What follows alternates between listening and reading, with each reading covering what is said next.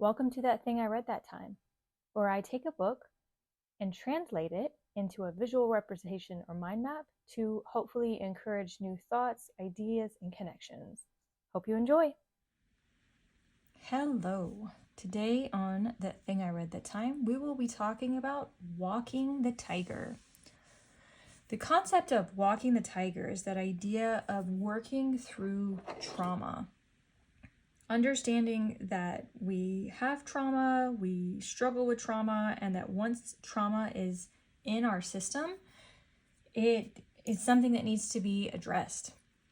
I'm going to be discussing this book really out of order. I am going to start with some of the symptoms of trauma. Basically, at the point in time that you've been exposed to trauma, then it not only gets into your mind, it is in your entire nervous system.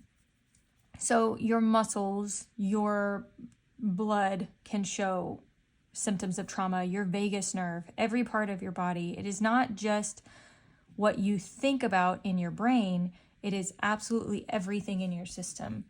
We are not just humans, we are human animals. And by not appreciating how our entire bodies work into trauma, we can actually ignore some huge pieces of what's going on. If all we're doing to deal with trauma is talk therapy or trying to deal with our brain, we can at best deal with, maybe 40% is what he estimates of the trauma that's going on in our systems, because we're not dealing with our bodies. We're not dealing with all of the places that trauma resides. So, is it possible that you have some trauma? Maybe. Let's first start with how he ends the book and talk about some of the symptoms of trauma.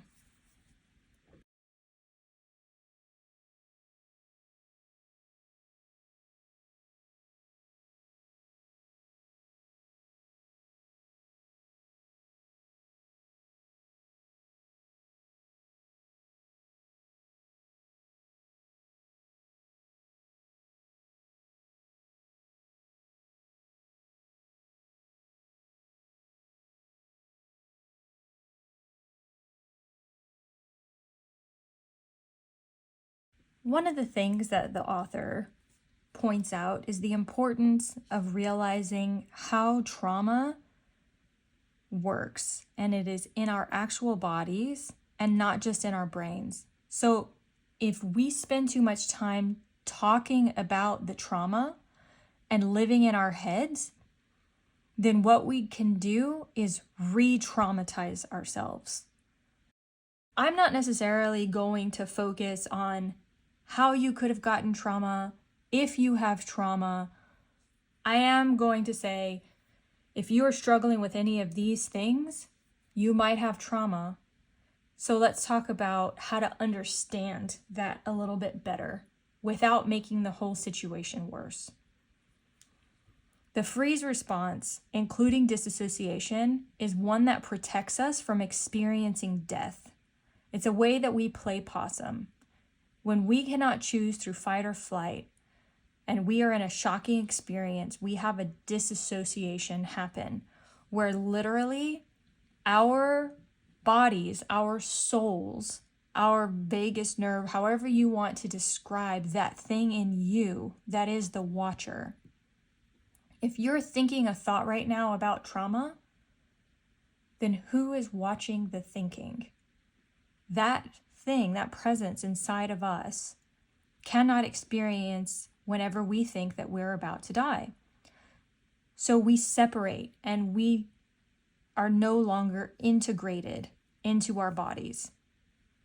There is a reintegration process that often involves trembling, and we see this a lot in animals. And I've said it, but just to reiterate, we are human animals. So if we're in a car and we think that we are going to get into a wreck, then afterwards we start trembling and shaking. That is part of the reintegration process. That is part of our souls, our self, coming back into our body. Well, if something happens to disrupt that process, then that disruption causes a problem in our energy systems and our energy flows. And those disruptions can end up causing blockages. And those energy blockages are what make it so that we cannot process our energy correctly. And we end up having a variety of symptoms that are symptoms to blockages in our energy flows. There are ways to deal with trauma, but oftentimes those are also re-traumatizing. Considering a large part of what is happening with our trauma is a deregulation, a disruption in our energy flows and our system, then there is nothing that can happen with our mouths and our brain that can address all of the trauma.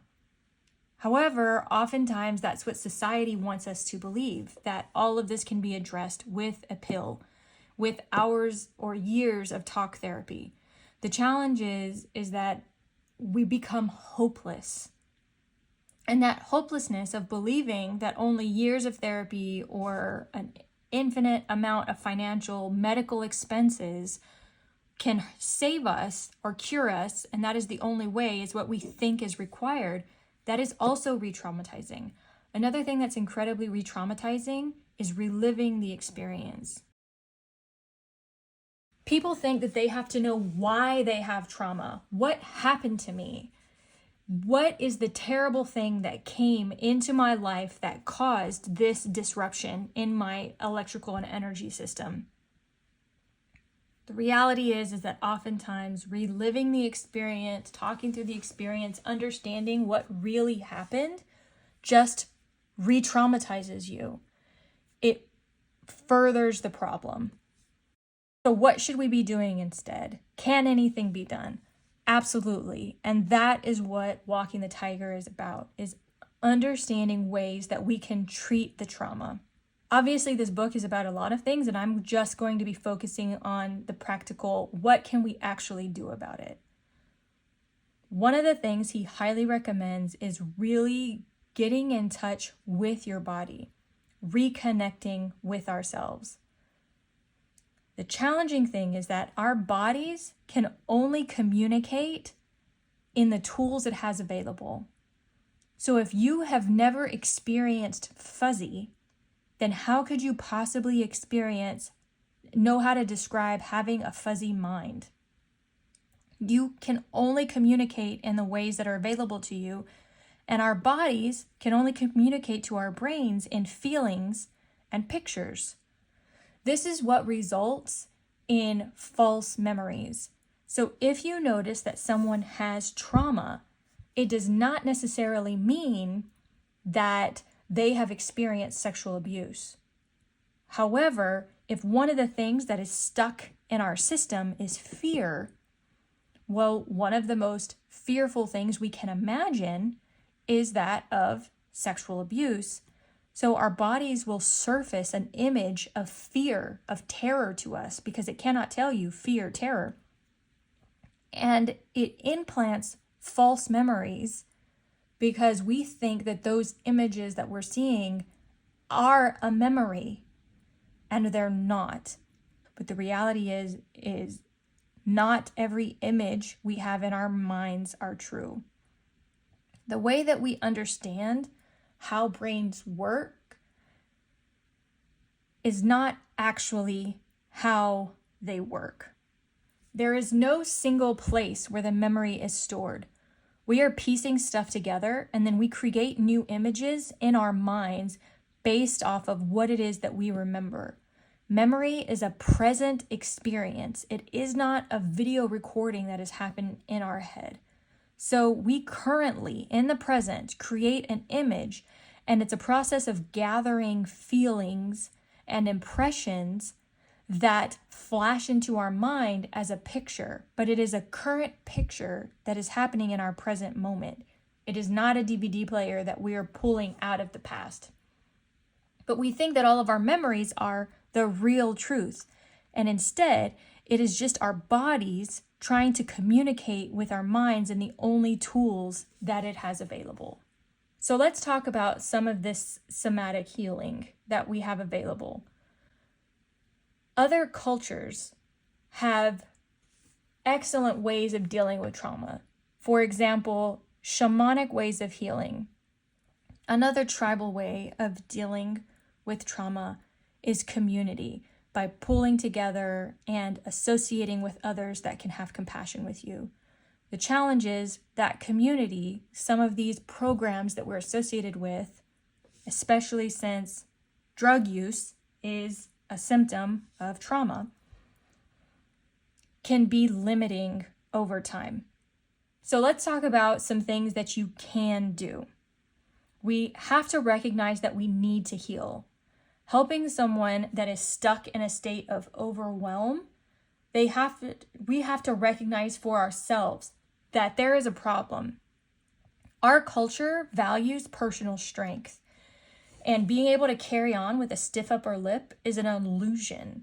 And what it does is make it so that our incomplete responses, because we were not allowed to have the shivering, the trembling, the stuff in order for our animal selves to reintegrate, and we tell ourselves, no, suck it up, deal with it. This is not that big of a deal. All of these things make it even harder for us to process. So what happens if we stop doing that? One of the steps that he talks about is reconnecting with your skin. Having a disassociation with our physical bodies is part of the problem. So one of the ways that we can process that is having a 10-minute pulsing shower where we slowly allow the pulsating shower head to move over every aspect of our bodies. We can slowly identify what is happening here in my body. Tell yourself over and over again, I am safe. This is my body. I am safe. This is my hand. I am safe. This is my foot. And make it so that your soul can slowly start to feel that it is safe to re-enter its body. This is a very gentle way of welcoming you back home to make it so that your body is once again a safe space for your soul to be. It is easier to be numb. It is easier to use TikTok, to use Facebook, to watch movies, to use food. Numbing is easier. But we will not be able to reintegrate our souls into our bodies if we do not take steps to move that forward. Another way is what he calls the felt sense. The felt sense meditation is to recognize all of the different senses that we have at our disposal. Not only the 5 senses, but also realizing that there are additional senses like your feeling, your tension. Where are you holding your tension? What about your temperature? Are there areas of your body that are heating up? Ones that are losing blood circulation? What about your intuition? Sit in a moment and explore your felt sense. Do it for 5 minutes. Do it for 10 minutes. Realize that there is a stream of consciousness happening around you and focus on each piece separately. On your touch as you have your hands on your lap and you're slowly feeling your legs. On the leg experience of that touch. On the finger experience of that touch. On your sense of smell. All of the aspects of your felt sense as you are trying to slowly reconnect with your body. Then open up your mind and see what it has to say. Remember that the communication can only come to you through your felt sense or images. You may not be using your eyes as your eyes are closed through the meditation, but images will start popping up. Just remember what I said. These are not necessarily memories. These are communications of your body telling you its feelings. I am afraid. I am anxious. What is going on? I am sad. And let your brain slowly communicate that to you. Pay attention to your rhythm, pay attention to everything that is going on around you, and experience this meditation. This is a summary of the main ones that are accessible to you. Other things that he suggests, as I mentioned, I would not suggest doing it outside of working with a professional, but he talks about some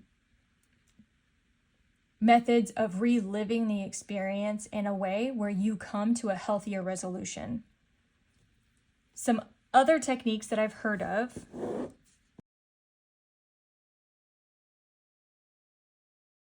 the body knows the score, the body keeps the score, but it talks about how martial arts and yoga can really help you work through PTSD. Wim Hof has 2 different methods that would work excellently with what he's describing as requirements. This is a very old book. I don't mean ancient. I mean, these books have come out more recently than this one did. And with the requirements that he sets out that you need in order to be able to work through the trauma, the Wim Hof breathing technique would really help with this, because the technique involves you breathing in, breathing out, and not taking another breath in for a time period. That would get your body into a place where it was heightened, and you could breathe yourself through the challenge, and that would help it reconnect. And again, the idea is helping your soul recall and believe and trust and know that your body is a safe place for it to reside, that it no longer has to disconnect, rush, hustle, numb in order to function. Another is the Wim Hof cold plunge, which I will be talking some more about later. But the idea of the cold plunge is you get into the cold, you take that initial bracing breath, and your body starts racing its mind around. Then you get to the place of peace where you are deep breathing and meditation. And just like every other technique, the idea is you have to start getting in touch with your body in such a way that your soul can get upset, agitated, and uncomfortable, and then slowly come to a place of peace so it can realize that it's home.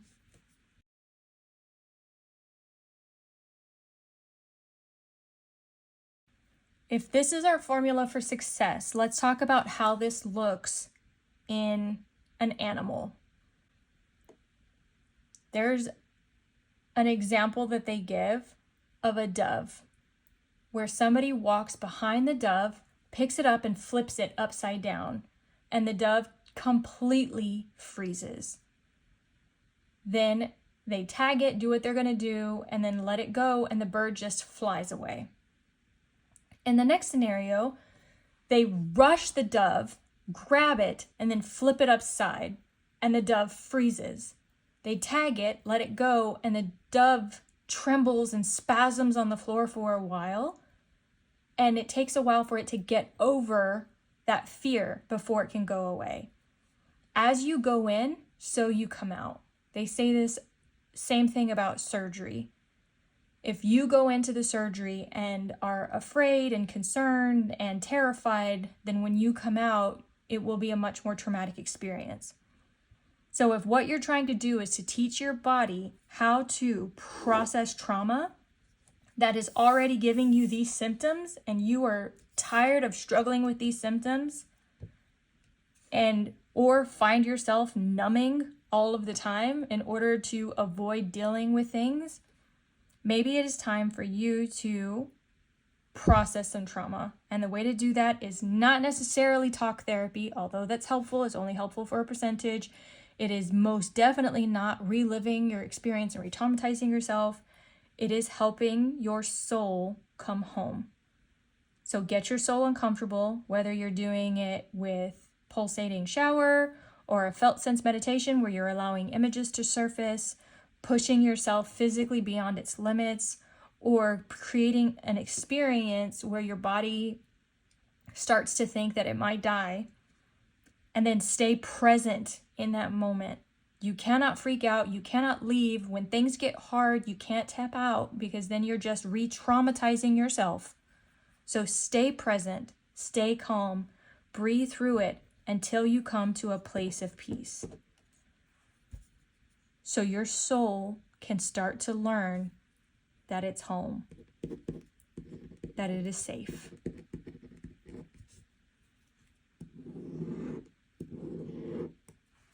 Hope that's helpful.